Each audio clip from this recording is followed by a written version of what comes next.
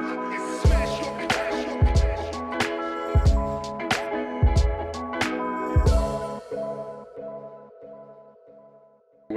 to Job Talks Access. This morning we're talking to Julie Sawchuk. Julie is a best-selling author, professional speaker, and designated Rick Hansen Foundation accessibility certification professional.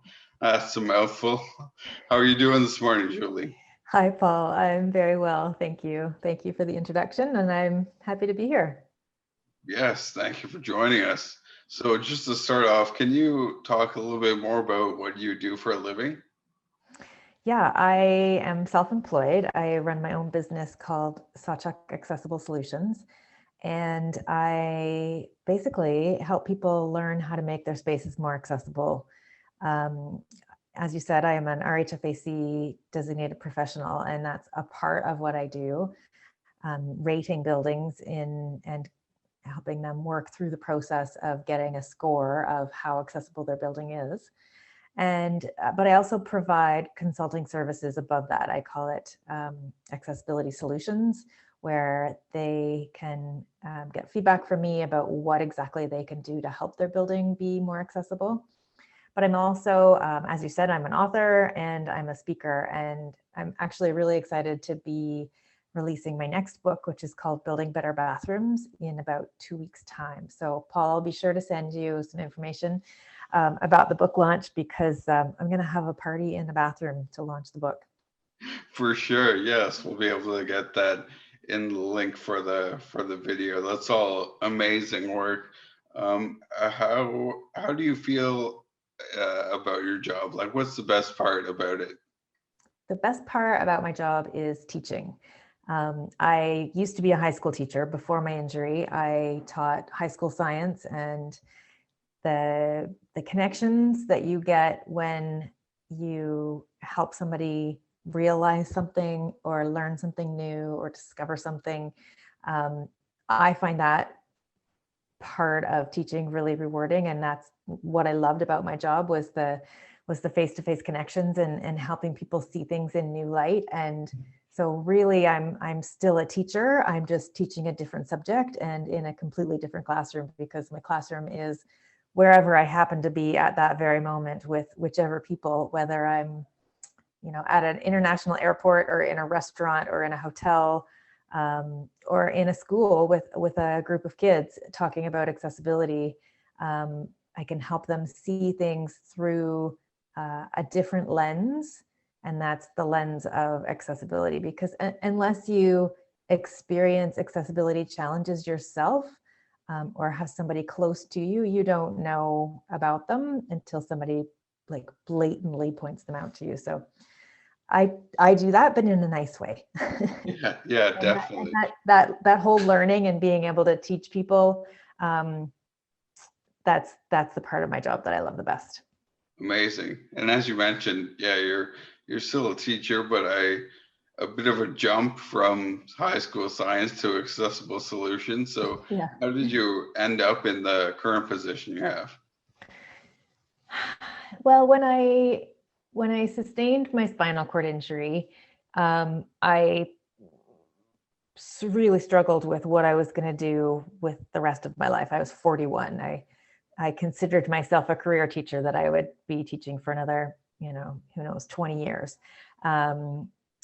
And when I realized that the amount of energy that I needed to go back to the classroom was no longer the amount of energy that I had to do that, I knew that I had to do something different. And I started writing. Actually, that was the first thing that I did, was I started writing about recovering from a spinal cord injury, and because I felt like I learned so much in my recovery that I wanted other people to know sooner than I knew it.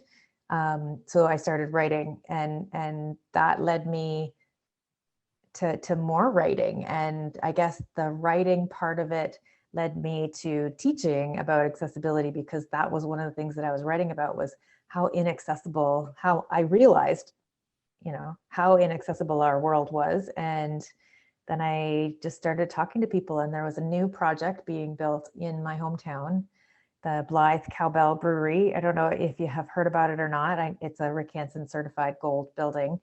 And I knew the family that was doing the building. And so I called them up and said, would you like some help making sure this building is like kick-ass, awesome, accessible?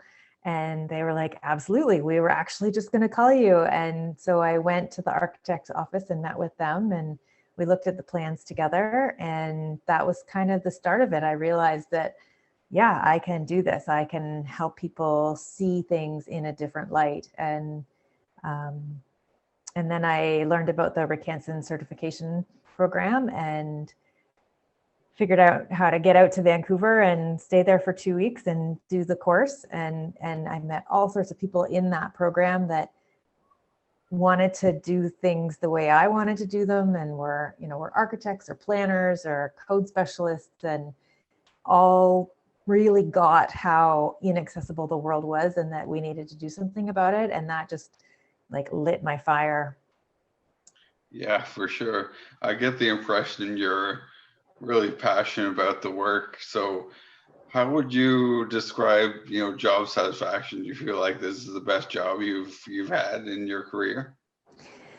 It's funny because when I started doing this, I remember a conversation that I had with my therapist at the time. Like, what if I don't really like doing this? What if I decide to start doing this and I get bored, or I end up not liking it? And she's like, well, do you like it right now? I said, well, yeah, I do. She said, okay, then don't worry about what it might be like in the future. If you like it right now, go with it, run with it, and see what happens. And it was just like, right, yeah, okay, I don't need to think about what it's going to be like down the road. And when you put yourself out there as excited and passionate and interested, the things that happen and the connections that you make and the people that you meet that are like-minded, it's just been so organic for me. When I have asked someone a question, they have connected me with somebody, or if I put something out there on social media, I get a response, or people just like hear about me and go, oh, Julie, you might be interested in this. And so things have just kind of happened, but not because I'm lucky, but because I have pursued a passion. And it's a new passion. It wasn't something that I was passionate about before, but it's the teaching part of it is the passion, and the topic just has changed. Right, right. Yeah. So could you speak maybe to any barriers you've encountered or had to overcome in the course of your career? Yes. So speaking has been a challenge because it means you have to go somewhere. I mean, until we all started doing something on Zoom, it was going to Toronto to a conference, or going to Cambridge to speak at an elementary school, or going to another school that I couldn't even get into, right? So the accessibility of the buildings where I was going to do the work was definitely a challenge. And that whole back of my head, is there going to be a bathroom that I'm going to be able to use? Am I going to be able to get into the building? What's the hotel room going to be like that I'm going to be staying in? And that consumes an enormous amount of energy. So being able to work from home and present from home and do all of that just has eliminated that stress and the extra energy that it takes to travel, sleep somewhere else, use a bathroom somewhere else, try and have a shower somewhere else, even get onto a stage to speak, right? Like pseudo ramps that get you 3 feet up onto the stage so that you can see the audience. Definitely, it's all just been about the accessibility of the space. Number one, absolutely. For sure. I think, yeah, Zoom definitely has its pros and cons for sure. Would you say, other than that, is there any improvements in the past, maybe not recently or even in the past few years, you've noticed as far as accessibility in the workplace? People are becoming more aware, but they're not there yet. In my former workspace, I was at a high school that was kind of addition on addition built into a hill.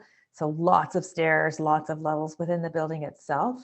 But as time went on, administration and the school board realized that students with disabilities need to be able to get everywhere in the building. And so they were installing elevators and making sure that every space within the building was accessible, and that it was the right thing to do. It was the fair thing to do. So yes, there have been changes, but there's still a ton of work to do, like a ton. Right, right. And in your case, you've obviously pursued self-employment and been very successful. Do you feel like it's because there was less opportunities for people with disabilities in established organizations? I could have gone back to teaching, I think, but it would have been at the sacrifice of my personal health. The time that I spend, and you would know this too, the time that you spend, just doing regular everyday activities like showering, but then also physiotherapy and exercise and maintaining your mental health, all those things take more time. So regular employment doesn't allow the time for looking after yourself when you have a disability. I would say that's often the case. So taking that into consideration, maybe working 4 to 5 days a week or 3/4 time, whatever, employers need to take that into consideration. It's not just about the physical workspace, but about the time and the energy that an employee has to offer the organization, and giving them that time to look after themselves will make them better employees. So the flexibility, I guess, of Yes, self-employment really, really attracted you to that. yes, absolutely. So one more thing before I let you go. In the ideal world, what do you feel like would be the greatest positive change when it comes to accessibility in the workplace? Bathrooms. One word: accessible bathrooms. Okay, that's 2 words, but creating a space that is safe, that's got a proper grab bar setup. It's large enough for a person's mobility device. Hand washing is set up so that everybody can wash their hands well, without having to put their hands on their wheel stick at the paper towel, to be able to open the door safely, without a huge ton of effort. It doesn't take a lot to make a bathroom accessible. It just takes knowing that it needs to be done and deciding to do it right. And if you have an employment space that has an accessible bathroom, that just puts a gold star on your building, because then people know that they'll be able to look after themselves while they're at work. Yes, for sure. That's definitely something I think about. I feel like people with disabilities have to think about a little too much when it comes to not only their workspace, but just general life and activities. Yeah, So, it's how I plan my day. Where am I going to use the bathroom? right, right. So thank you so much for your insight, Julie. We're hoping that, with your help as an individual and with accessible solutions, and hopefully with the Job Talks Access program, we can, build that awareness you're talking about and work towards the ideal world of accessibility. So thanks again for joining us. Oh, you're very welcome, Paul. Anytime, let me know how I can help.